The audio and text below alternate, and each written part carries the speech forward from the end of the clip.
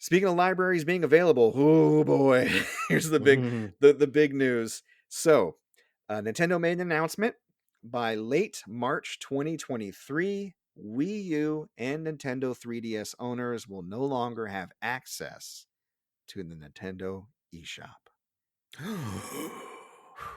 Those monsters. Those monsters. Closing the eShop on these consoles, people say, could make some games impossible to find. You don't say. Nintendo announced the news yesterday, or not yesterday. They announced the news. When was this? Tuesday? It was this week. They Yeah. announced it this week in a blog post. And they basically said, this is a natural life cycle for any product line. It gets less used by consumers. You close it down. And again, I mentioned this while we were going over our notes for the episode today. The word of the day here is preservation, game preservation. That's the persistent issue. Tech becomes obsolete. Some games are just lost forever. And people are like, okay, but what are we doing to preserve these games? There are currently 1,799 games available to be bought on the eShop for 3DS and Wii U. Damn. And reports estimate that up to 1,000 digital-only games will vanish completely when this change goes into effect. I don't know. I mean, what are your guys' thoughts? I mean, all the preservationists in me, I'm like, damn, that sucks. The reseller in me is like, ha ha. Yeah, for Ballin'. It'll be ballin'. yeah, for the physical games that you have, you're like, well, Yeah. I guess those prices just shot up. Yeah, I just sold Professor Layton and the Last Spectre. Mhm. And that's a hard one to come by. And now I'm like, I don't know if that was on the eShop or not, but now I'm like, damn, maybe I should cancel that order. Mhm. I'm just kidding though. But yeah, it's crazy. Like we just had this last year with Sony trying to shut down the PSP, PS3, and Vita, and they got so much backlash. I feel like the Wii U people aren't going to care as much because I mean nobody really had a Wii U. Nobody was really Don't they have most of the Wii U games already ported over to Switch? That's the important exactly. ones. Yeah, the heavy hitters. I'm not big on which digital only games came only to the Wii U, considering that there's 1,000 across the Wii U and the 3DS. There still might be a substantial number of games that didn't get ported yet and may never get ported. I mean, who knows? Oh, there's True. going to be some for sure. Yeah. Yeah. But I mean, you can't expect the companies to hold up these digital storefronts forever. This is like, especially with Sony last year, this is like the first time that we're dealing with the fallout of are people still using this enough for us to hold up the infrastructure? Yeah. Because digital games, they just started with the Xbox 360 and PS3 era. And those systems are just now getting to be like, what, 15 years old or something like that? Yeah, I mean, I guess from a preservation standpoint, though, this is a thing that kind of bothers me. During this whole kind of announcement, Nintendo appears to have deleted part of its FAQ that addresses concerns over the loss of classic games. And then when pressed on it, they point out, "Well, you got the NSO." Yeah, but Yeah. you don't put everything up there. And when you do, you drip feed it. You know what I mean? There Yeah. was recently a statement that was issued by the Video Game History Foundation.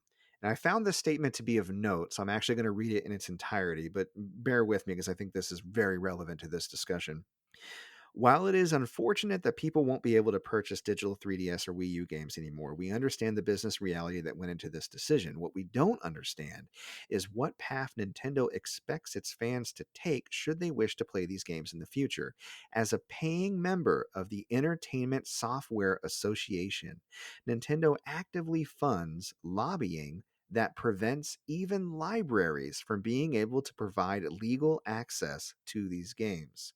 Not providing commercial access is understandable, but preventing institutional work to preserve these titles on top of that is actively destructive to video game history.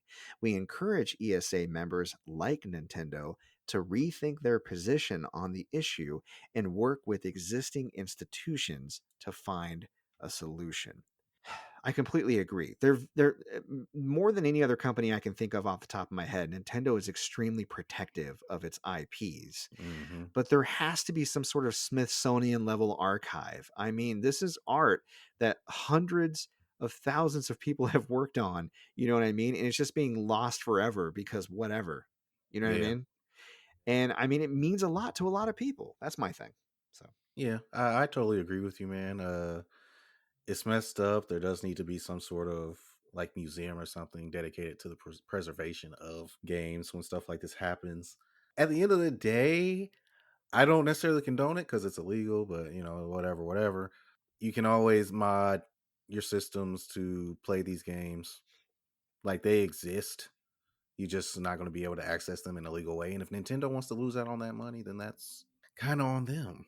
yeah. And this brings to thought about ROMs and emulation. I know, Aethodist, that you spoke on this too on your TikTok channel. Me personally, I am in favor of emulation and ROMs if you can't get them legally, or if you can, but you already own a copy. So, for example, if I've already bought the game once from Nintendo and I can only play it on X system, but I want to play it on another system, I might consider a ROM. Whereas if the game, like if Horizon Forbidden West, if I could somehow download that illegally, I wouldn't. That sucks. I would buy it from, Right. from PlayStation, right? If there are games out there that you're giving me no avenue to buy, like there's just no other way I can get them other than like downloading a ROM, or going online and finding it somewhere, then I don't really feel too guilty about it, because you're not giving me any other way to like access that game, and you're not losing any money because you're not selling it. You know what I mean? Exactly. Yeah. So, That's how I've always looked at it. If you're not letting your customers have any legal way to purchase your game, then don't bitch and complain when people go out of their way to download ROMs and emulate it. yep, Because yep, it's the old argument of the whole piracy is destroying the old PC games and music. If you make it so people are able to access and buy it, they won't pirate it. They'll go and buy it. But if you're making it so hard, of course they're going to go and emulate it because you're not making it easier for the customer. That's Hmm. yeah, kind of why people push back so much against Nintendo, because they'll go and shut down the old ROM websites that's archiving old Nintendo ROMs, and it's for something you can't buy unless you yeah. go and buy it from a third party seller that's charging a couple $1,000s for it. No one's going to do that. Exactly. They need to make the access easy enough to where the average person can go out and buy it. Because, like you said, they will. A lot of us will. I mean, some pirates are just going to pirate no matter what. Yeah. And they were going Yeah. to buy it either way. And I mean, take that how you will. But again, for the average person, if you make it easier for them to obtain it at a reasonable price, they're going to give you the money. You know what I mean? There are Yeah. several games that I actually have the ROMs for that I purchased because they packaged it like in a special edition. They added some extra stuff. I can play it on legitly on a particular system. I'm like, yeah, I'll give you money for that. You know what I mean? Of course I will. Hmm. So yeah, no, I completely agree. Yeah, and I always have to laugh because always the companies are always saying, "Oh, but pirates are ruining everything." It's like, okay, if you take the actual group of gamers that are playing this game, the amount that are actually pirating is going to be less than 1%. And like you Yeah. said, they were never going to buy your game to begin with, so you didn't lose money. Companies like Sony and Nintendo, like they could literally print money by just releasing their back catalog. Like PlayStation could take all of their old PS1 classic games, like every single one, start selling them for like $5 each, $10, $2, depending on the game, and they would they would just sell. They would. There'd Hmm. be people out there where they would love to build a retro, collection with their back catalog. So it's up to them. They don't want to leave that money on the table. So, Like, all right. and that's what always boggles my mind too. It's like you have tons and tons of IPs that you could still be making money on, but you choose to do nothing with them. Yep. Yep. Hmm. It's like, I thought you guys liked money. Why aren't you doing this? This will make you money. Like, hello. Who knows? So there are people out there. Obviously, there are heroes.